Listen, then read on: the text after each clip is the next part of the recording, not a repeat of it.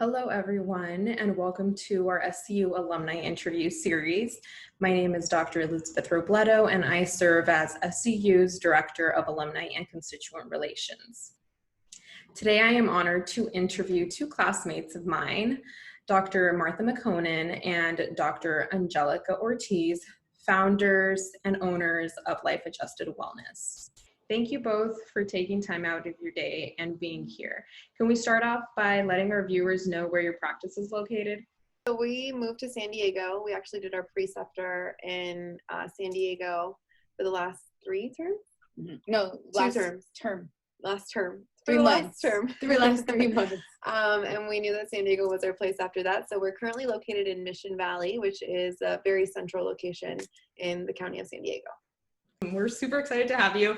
I've been wanting to have you guys on here for a while because you guys started your practice as soon as you graduated. I know, you guys were just waiting specifically to receive your license from the board, and you guys literally started running. So I'm so excited to share your story with all of our alumni and all of our students at SCU, and I'm sure they're excited as well. So let's see, I have a question for you guys. What made you decide on pursuing chiropractic and knowing that it was the right career for you? Well, okay, I'll go first. I actually did not want to be a chiropractor. I had no knowledge of what chiropractic was and what I could potentially do with it. I actually wanted to be a PA. And I started along with the application process and just going to different schools and stuff and different fairs, health fairs. And I actually came across the Chiropractic Association, and I did Neuroscience as my undergrad. And they were like, why don't you look into chiropractic? And I was like, I don't know about it. So I did more research, and I realized okay, wow, this is strictly the bread and butter and foundation of neuroscience, so I might as well look into it even more. And then I found SCU, which is in my backyard of LA, right? So I didn't have to necessarily move out of town or anything. And with grad school, you just take out loans, so you don't really have to pay out of pocket. So I was like, this is calling, so let's go ahead and test this out. And when I got in, everything just molded together, school was definitely challenging, but it was exactly what I needed at that time with my focus, and being able to meet great classmates like yourself and Dr. Angelica here, that kept motivating me and also were motivated themselves, and just seeing that drive made me really solidify this is something that I wanted to do. And then as I went through each term and just learning all the different courses, I was just like, this is it. It felt right. It was the right fit. It was definitely a big risk in my end to be able to go into something that I never knew about and never got adjusted myself too. So, but it was well worth it. So I also had an undergrad degree in neuroscience. So I always loved the nervous system. Graduating, I had a research job right out of college, and I was like, okay, this is not for me. This is so boring, and I'm hurting animals. And then I had an internship with an emergency room doctor, a dentist, a chiropractor, and I would just shadow them for 6 months. And after the end of it, I realized that the chiropractor made his own schedule, which is something that the dentist or emergency room doctor couldn't really do. And he made his patients feel better the fastest. They would literally come in so much pain, hunched over, and leave with not only feeling better, but a little bit of hope about their health and their career. Not only that, I've always lived a wellness lifestyle. Growing up in a Hispanic family, you have a lot of pressure to eat tortillas and beans and frijoles every day. And I've always knew that wasn't good for me. I always would encourage my family to eat more greens. And so I've always just had that mentality of being good to my body, knowing that my body will heal itself and that it's strong and powerful. And when I interned with the chiropractor, I was like, oh wow, this is it. He makes his own schedule, he has his own business, and he gets to make people feel good every day. So that was inspiring for me. And then meeting my classmates just really helped me keep going. And yeah, it was set from there. That's awesome. I love hearing that. So how is it being CEO and founder of Life Adjusted Wellness as a woman of color who is a chiropractor?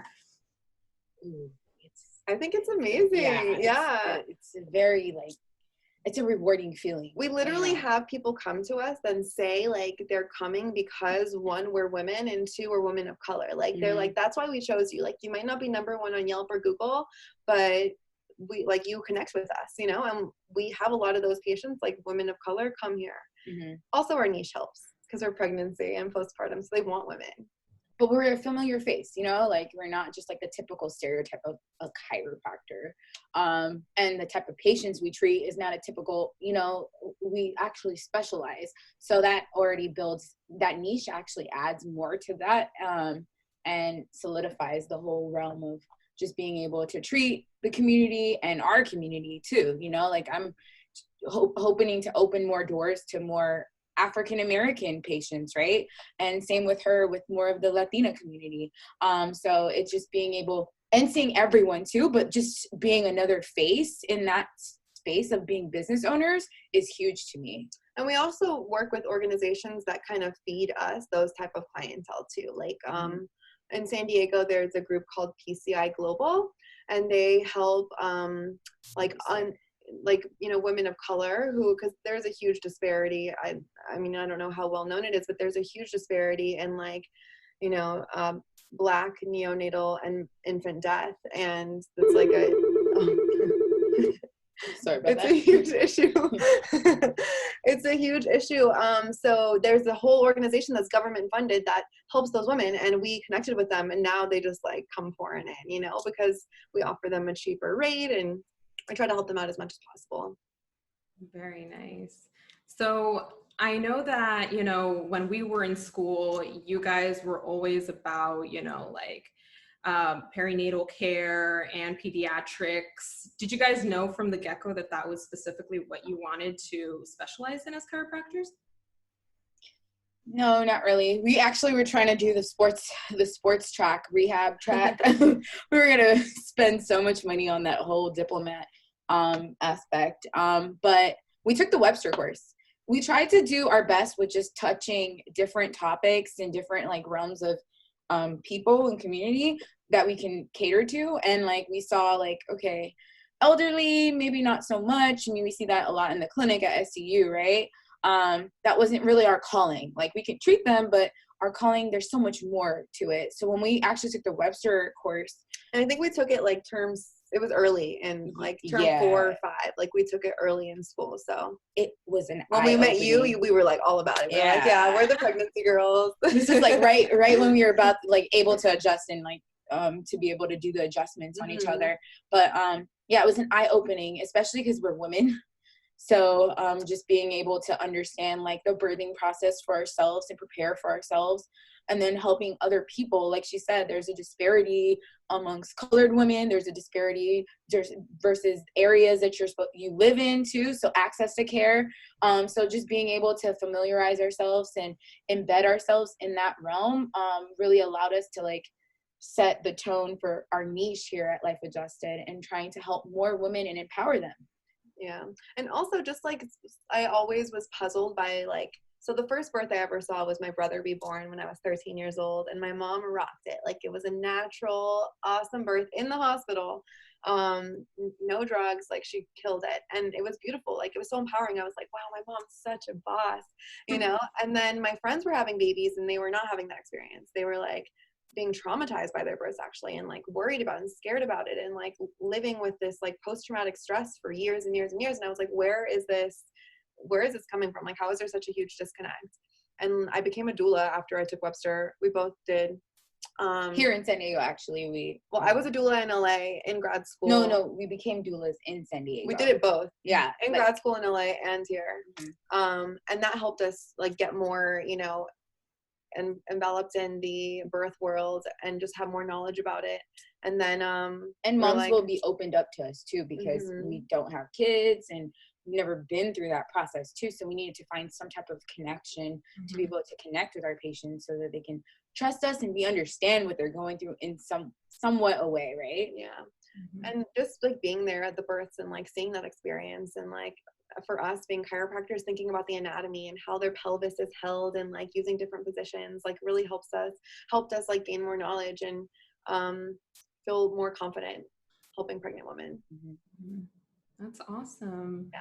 Do you guys feel that SCU helped your career trajectory?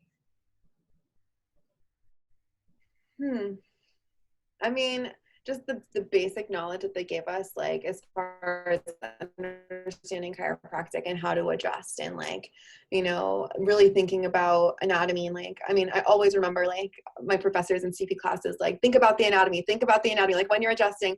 And I think with birth, that's even more important because a woman's body is literally changing, right? So anatomical figures that you think about are different. The pelvis widens, right? Like it's so different. So I think that just like using those like basic tools and like kind of, you know, tailoring them to pregnancy has really helped. Also, like she said, with anatomy, like understanding the phases of pregnancy and like the start of how it begins and and how it comes out, like those all play a huge role in the way that we treat our patients, because a first trimester is different than a second, different than a third, and that's the first thing we learned in anatomy. That's the first gastrulation, right? Shout out to Dr. Carlos. But yes, that definitely, exactly, like I think our education at SCU helped us like build our foundation, but of course you get the most out of what you take out of it, right? So like it's not just go to class and boom, you're good to go. It's like the hours that you put outside of class. Like we studied our asses off. Sorry, excuse my language, but for real, like we literally Monday through Friday was just like hardcore, like school, go to school, come back home, study, wake up again, breathe, take a test, boom, do it again, back. And then we gave ourselves a day as a break. I think it was Friday nights. It was like, okay, Friday nights. Not even a day because we had school that day. Yeah, Friday nights were off, and then Saturday back at it in the morning, studying again. And it was like that for like 2 full years of just concrete studying and just solidifying like our knowledge on what we can get out of the school and the education process. So that way, when it came to boards, when it came to like working in the field, like we already knew that part. And I think the community at SCU helped us too. Like being able to work in the library and get paid while we study was incredible, life-changing. Like we had a goal to graduate cum laude, like some kind of cum laude. Like that was our goal. We were like, we're going to do it. We're going to do it. No, it doesn't matter. I think she did Summa and I was Magna cum laude or something like that. But like that was like, we just had to like have that for, you know, ourselves. But like, yeah, that, and then the reason we took Webster was because at the time SCU was offering, like, do you remember this? They were offering like some money back. Like if you went to a certification, they would give you like some funding back. So we got to do Webster, other ICPA courses. Like that really helped us because they were like basically paying for like 20% or 30% of the certification. So like the little resources that they gave us and just the community there, I think was really helpful for helping us grow. Mm-hmm. Yeah, and we were involved too. So we didn't just only study. Like we were like part of all of it. Like what is it called? ASPD, right? No, that was UCR. It's only been 2 years. Oh, I know, it's been a while. But just like all the organizations that like we were part of clubs. So NCLC, we went to that. So we always fought for like advocacy for chiropractic and being able to be a part of just SACA. And like the California one, going on trips and just like meeting other doctors, meeting other people that are interested in pregnancy, shadowing docs. Oh, that was the big one. Shadowing doctors. Yeah. Especially SCU affiliated doctors. And remembering that you have the full drive of what direction you want to take your education to, you know, like they have a structure for you, but like where you want to go and who you want to kind of be like, you have that control. So don't just rely it all on this education system. Like she was lucky to find an amazing mentor that focused wholly on just pregnancy. Like he only accepted pregnant women. Yeah. Only. And she like shadowed him.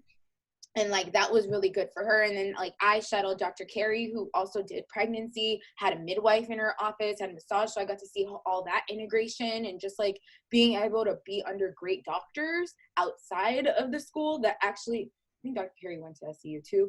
That helped, you know, and just being able to like make the most out of your education, you know, because at the end of the day, when you're done, where are you going to go, right? So you don't want to shadow a doctor when you're an associate or when you're out of school. You want to do all your shadowing while you're a student. Mm-hmm. So full advantage. We didn't waste time during our breaks. We'd be like researching docs, like who can we go with? Yeah.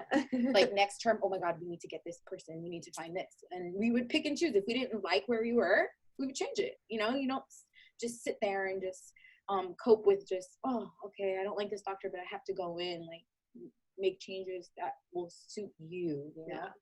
Mm-hmm. Do you guys have any tips for any students right now that are, you know, either entering or in the middle of their chiropractic education?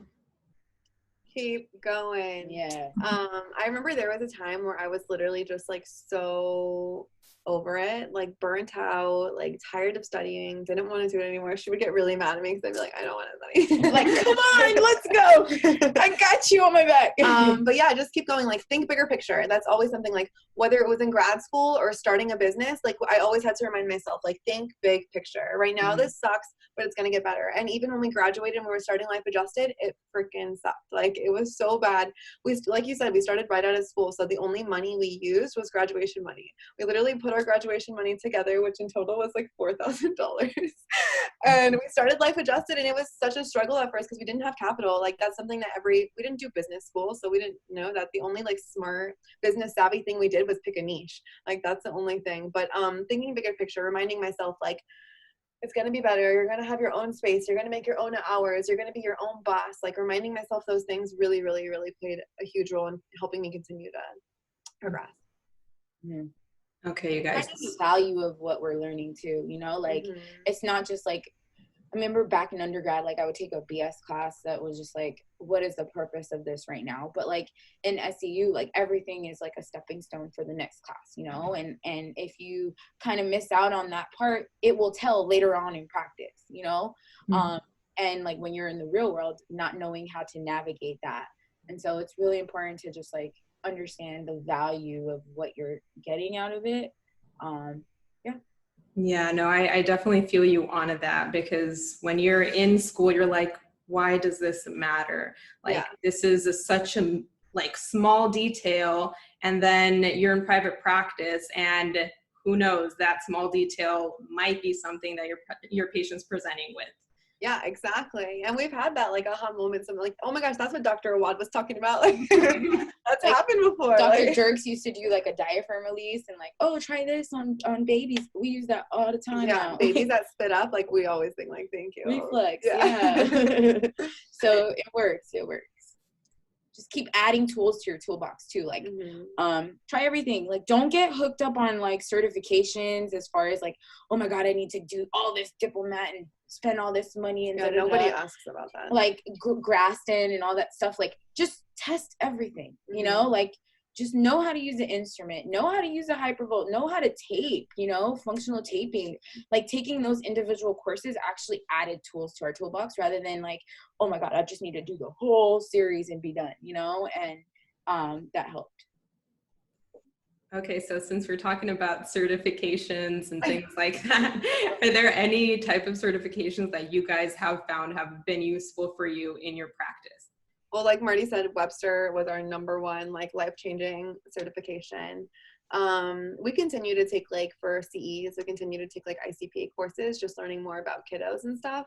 But in reality, it's just about experience, like literally listening to the moms, listening to what's going on, visualizing the nervous system. Like everyone has a spine, and you know, the nervous system works the same in everyone. So if you can create alignment, then it's going to be effective, regardless if they're 90 years old or, you know, 30 years old and pregnant or 2 days old. Like, you basically treat them the same way, you know, and like you're listening to what's going on and kind of altering it to whatever way you see. You know, in the beginning we were kind of scared. We were like, are we doing this right? As we're holding a 3-day-old baby, right? But like we adjusted them and they got better, you know, like the chiropractic is powerful. You're creating more nervous system flow and you're helping them improve.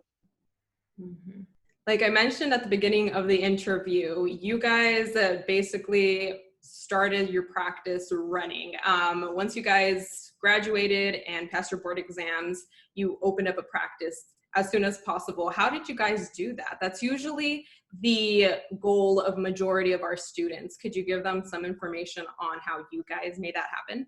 Yeah, I just want to give a timeline really quick because like we were so focused on making this happen. Like when Marty and I like set goals, it's like, okay, it has to freaking happen. Like, so we graduated April 21st, 2018. We got licensed June 6th, and then we opened Life Adjusted in August. So like it was like quick. And before August was like the opening of the practice, but before that we were doing mobile chiropractic, just like trying to like meet people and go to their houses and do doula work too. And we were doing doula work, body work, like we were doing everything. So like it was very quick. Like from April to August our practice was open. I would say we were planning on different things about our practices, like just like little things like our logo and our brand and just like what we want and like the population that we want to treat and all that, like a couple months before we graduated. Like we would have meetings when we were on our preceptor and stuff of just like talking about that as well. Yeah, like only like just like thinking like, okay, what do we want it to look like? What kind of people do we want to come in? Like setting the tone, setting the intention of our practice. And then it was, we graduated, had our license, had our space, and we're like, okay, now we got to make stuff happen. We also moved to a new city, so we had no clientele, no family here. It was just like Struggleville for a while. We actually would work in the office of our apartment complex, like with the computer. We lived together at the time too because we moved to a new city, so we were like, if we live together we can just work nonstop and make it happen. And like we were listening to podcasts and like, you know, trying to get more business knowledge. And we started with very little capital, as I mentioned before, like very, very little. People like laugh at us when we tell them now, and we're like, okay, well, look at us now. But yeah, it was really rough, and it put like it's not at all easy, and there was like so many stressors on like us individually and on our relationship as friends, because like when you're starting a business, like it's stressful, right? And like you have to try to like, you know, especially business, starting a business together. Yeah. And then it's like, when do we, yeah, it was insane. People always told us like, be careful starting a business with your like best friend. And like, I wish that they would have been more clear. So I'm going to be very clear here. I think that you guys, if you are starting, hoping, because I think in chiro school, it's like, oh, you guys are getting along great. Like, let's start a practice together. And you don't really know, like what's going to come up ahead. So I think that knowing how to work through issues is really helpful. Like creating, you know, like we always start, like, I'm telling you this because I want you to be better. This is what happened today. Like setting like the tone for like how to correct each other and how to coach each other, because we didn't know what we were doing. Like we were new chiropractors, new business owners, like we were lost. And you know, like, it took like a lot of us like being patient with each other and asking mentors for advice. And there was a time where we were going to a networking event 4 times a week. Like just trying to get our name out there, trying to meet people, trying to get people. And slowly, very slowly, but surely it happened. Because it didn't it wasn't coming. Very slowly. Yeah, it probably took like 8 months or 10 months until we finally started like having some revenue and having patients come in regularly and like getting the flow of like what we wanted our practice to be like.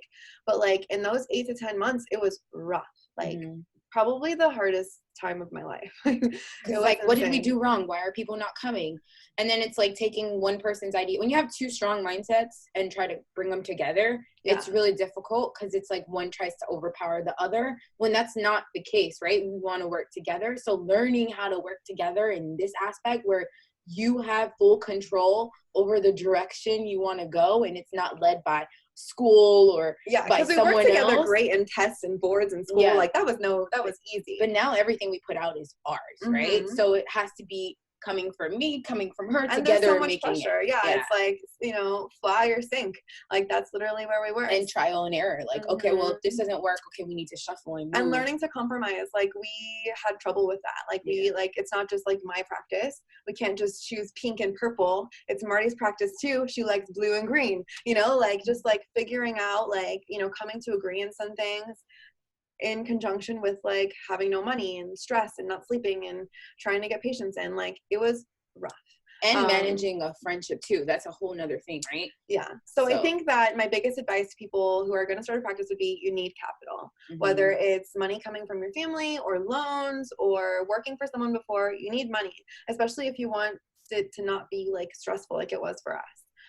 We were just like, okay, we got graduation money, let's do this. We created this off of survival. Yeah, sure. It was survival mode. And it, definitely. But we did some trainings that really helped us, and now we're like doing a lot better, not close to where we want to be, but like, you know, we're doing well now.